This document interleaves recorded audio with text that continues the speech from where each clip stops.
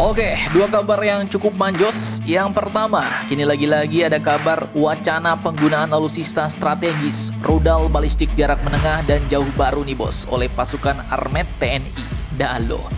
Lantas, alutsista strategis seperti apakah itu? Apakah ini terkait transformasi doktrin baru pasukan Armet? Setelah ini kita kupas. Kemudian kabar kedua nanti datang dari Ratu Belanda yang ternyata kini tiba-tiba dikabarkan sudah datang ke Indonesia nih bos. Nah loh, lantas ada apakah gerangan tiba-tiba sang Ratu Belanda, Ratu Maksima ini datang ke Indonesia? Penasaran beritanya? Cus, Markipas. Mari kita kupas berita lengkapnya satu per satu bosku.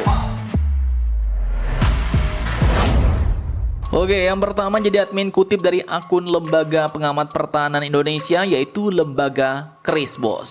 Nah, jadi dalam postingannya baru-baru ini kita melihat sebuah grafik sederhana nih bos. Tapi jangan salah, grafik ini bukan cuma urusan angka jarak tembak, tapi sepertinya grafik ini adalah gambaran besar perubahan doktrin dan arah masa depan pasukan artileri Medan TNI Angkatan Darat yang sepertinya masih nyambung dengan seminar Integrated Fires and Strike System Pusen Armet kemarin bos.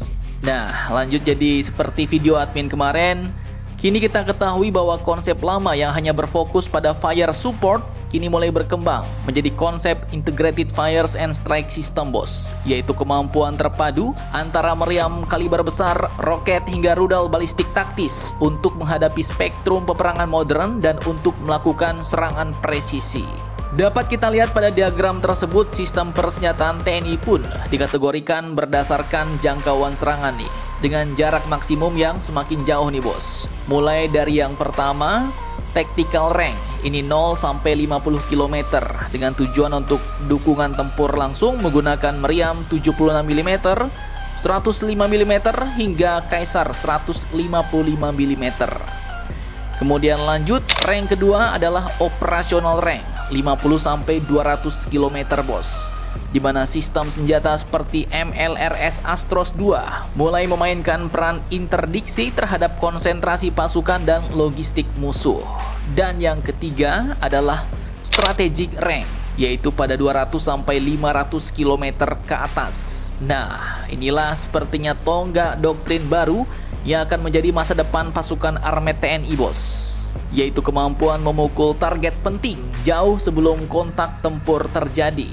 Di mana dulu kemampuan pasukan Armet TNI hanya terbatas sampai puluhan kilometer, namun kini jangkauannya dapat tumbuh secara signifikan seiring rencana akuisisi dan modernisasi alutsista jarak jauh. Dan salah satu langkah nyata yang dapat kita lihat telah terjadi adalah hadirnya rudal balistik taktis Indonesia Tactical Ballistic Missile atau ITBM-KAN yang sudah dikirim ke Kalimantan Timur.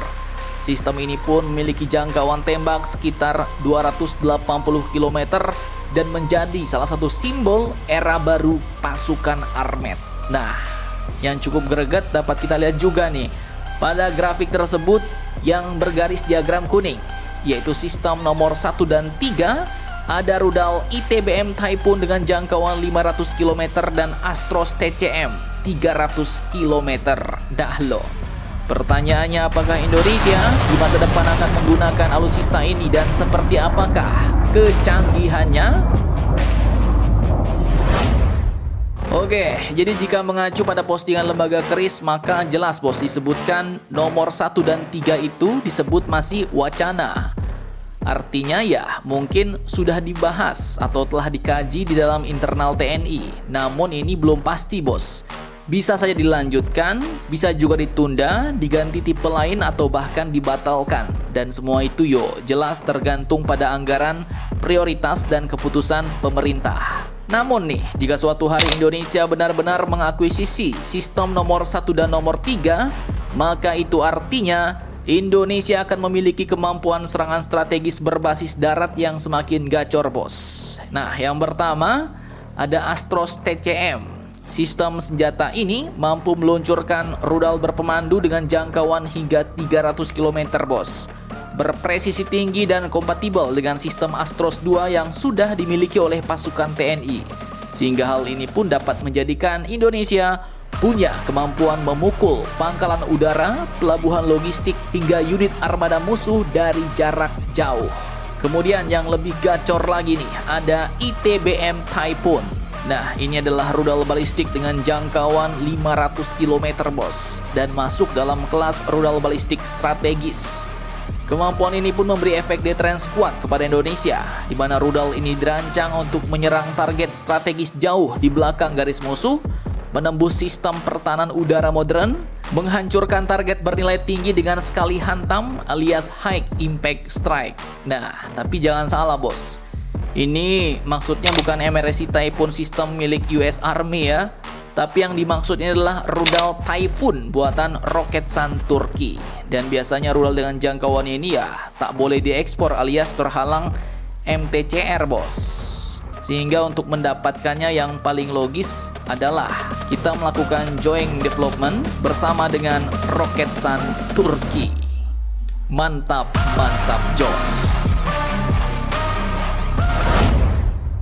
Oke, lanjut kabar selanjutnya datang dari Ratu Belanda, yaitu Ratu Maxima Zorreguieta Cerruti, yang ternyata pada sore tadi 24 November 2025 telah datang ke Indonesia. Nah loh, ada apa gerangan? Oke, jadi admin kutip dari banyak sumber berita berikut, beliau pun datang bukan mau liburan atau sekedar kunjungan kerajaan biasa, tapi beliau ternyata datang sebagai advokat khusus Sekretaris Jenderal PBB untuk Kesehatan Keuangan atau UNSGSA.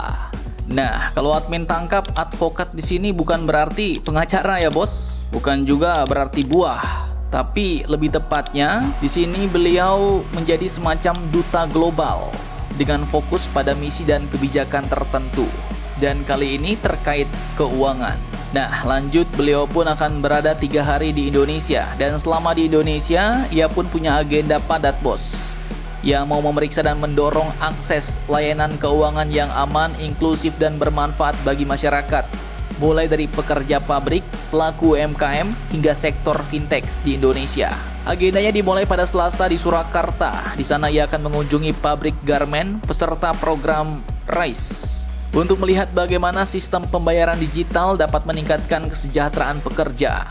Sang Ratu juga mampir ke Sanggar Batik dan berdialog dengan wirausaha perempuan yang memanfaatkan pembiayaan digital. Hari itu ditutup dengan diskusi bersama generasi muda dalam sesi Women's World Banking. Kemudian selanjutnya pada Rabu, Ratu Maxima akan berpindah ke Jakarta untuk rangkaian diskusi dengan kantor PBB, IFC, dan juga kunjungan ke perumahan Grand Harmony yang bekerja sama dengan BTN dalam KPR ramah masyarakat. Lalu pada Kamis, agenda puncaknya adalah National Financial Health Event bersama OJK, serta pertemuan penting dengan para menteri dan Presiden Prabowo Subianto untuk menyampaikan hasil kunjungannya. Nah, apakah hasilnya nanti? Apakah sistem keuangan di Indonesia sudah oke dan mantap-mantap jos? Nanti bos, kita tunggu di tanggal 27 November lusa. Nah, jadi bagaimana menurut kalian tentang hal ini? Jangan lupa komentar, tetaplah kalian barbar, dan jangan santuy terus demi Indonesia tangguh. Salam Indomax, Indo Magazines.